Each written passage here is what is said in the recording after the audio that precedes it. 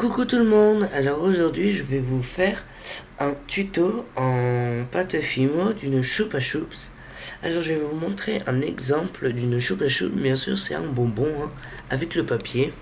C'est comme ceci, sauf que nous on va le représenter sans le papier et en plus petit. Donc voilà. Alors je vous préviens qu'à la fin de cette vidéo il y aura je vais vous faire une petite parenthèse sur le tag que j'aurai envie de faire dans peu de temps là, qui va bientôt sortir. Et en même temps, un prochain tuto. Alors je vais commencer par vous dire le matériel qu'il vous faut. Alors il vous faut d'un rouleau, d'un couteau, d'une pince et d'un clou à œil si vous le voulez. Alors moi je me les fais moi-même, hein, c'est pour ça qu'ils sont pas droits, mais je les préfère moi-même parce que en les achetant, c'est voilà, on en perd plus qu'il n'en faut. Alors tout d'abord, vous allez vous faire une boule avec la pâte.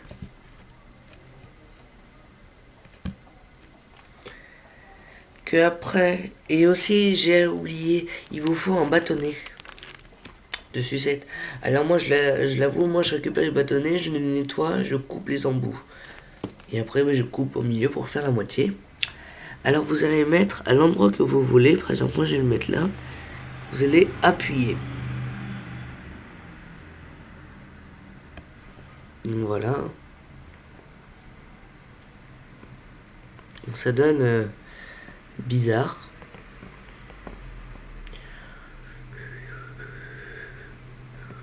Donc voilà. Ça donne ceci. C'est pas rond, mais c'est pas grave. Moi, ce que je fais le plus, c'est après on retire et on remodèle. On remodèle. Ah! Bon, enfin bref, vous m'avez compris qu'on refait une boule et voilà. Donc maintenant, c'est tout rond. Après, vous allez faire avec ça, on le met de côté. Après, vous allez faire une bande comme ceci. Alors, vous prenez la pâte, vous la faites en boule, vous l'étalez. Et avec un objet, moi j'utilise ceci avec ceci. C'est-à-dire je fais ça, je mets ça et je coupe. Moi je fais l'inverse et je coupe. Donc ça me donne ceci. Hein. Alors par contre il faut essayer de le mettre le plus droit possible. Sans le mettre le plus droit possible, ça va être dur. Donc on le met le plus droit possible.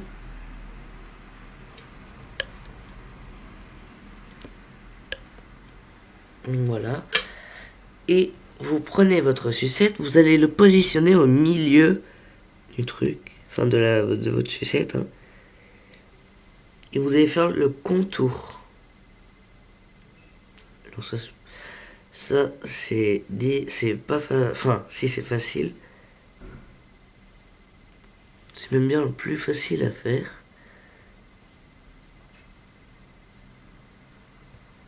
Alors moi vous voyez qu'il est bien trop haut comparé à la sucette. Hein. Donc on va le défaire un petit peu. Enfin un petit peu. On va tout défaire quoi. Et on va le mettre bien au milieu. Excusez-moi si vous entendez du bruit. C'est mon chat qui fait des bêtises.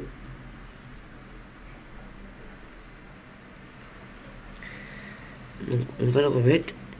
Vous appuyez bien sur les contours et dès que vous voyez que la banderole s'est arrêtée au bout, quoi, on peut pas continuer, on va pas refaire un tour, sinon ça fera moche. Vous allez prendre un outil de lame. Excusez-moi pour la luminosité, j'arrive plus à parler. Il fait un mauvais temps chez nous, enfin c'est pas qu'il fait un mauvais temps, mais le temps ça se cache. Donc moi vous voyez, moi il faut que je le recoupe un petit peu encore. Voilà, ça vous donne votre sucette. Alors après, vous pouvez faire un rond pour bien le remettre droit.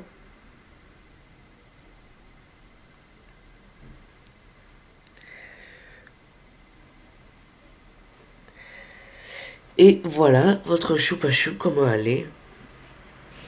Donc elle est comme ceci, mais moi je pense qu'après la cuisson, je vais encore couper un petit peu. Après, vous allez prendre avec votre pince, votre clou à œil, que vous allez prendre. Alors il y en a qui le mettent complètement sur le dessus, mais moi je préfère plus le mettre sur le côté. Par contre, je préfère direct couper, parce que je sais qu'au bout d'un moment, moi ça m'arrive souvent, je commence à couper et j'arrive direct sur le bâtonnet. Donc ça me fait pas beaucoup plaisir parce que ça se déforme. Et voilà. Et je vous ferai aussi une revue comment faire des clous à œil. Rien qu'avec des agrafeuses comme ceci. Des agrafes, hein. Je sais pas si vous allez voir tous les traits. Comme vous entendez au bruit. Il y a des mini traits. Alors vous allez prendre avec votre pince le bout que vous allez enfoncer. Moi je le mets plutôt sur le côté, c'est mieux. Je trouve ça plus joli. Que vous mettez. Et voilà. Ça vous donne une choupa choup comme ceci. Et puis moi aussi, ce que je fais le plus souvent, je fais un mini boudin avec le peu de pâte que j'ai.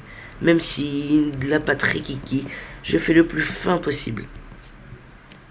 Et je vais couper un mini bout que je vais classer entre le clou à œil et la pâte. En fait, on pourrait dire que ça fait un mur et que le clou à œil pourra pas ressortir. Donc voilà.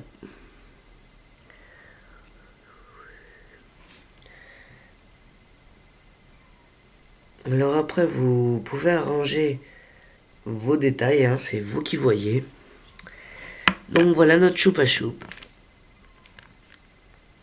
Comme ceci. Donc moi, je vais la monter plutôt en strap ou porte-clés. Donc voilà, j'espère que cette vidéo vous aura plu. Mettez des j'aime, des commentaires. Et voilà. Bon, à bientôt.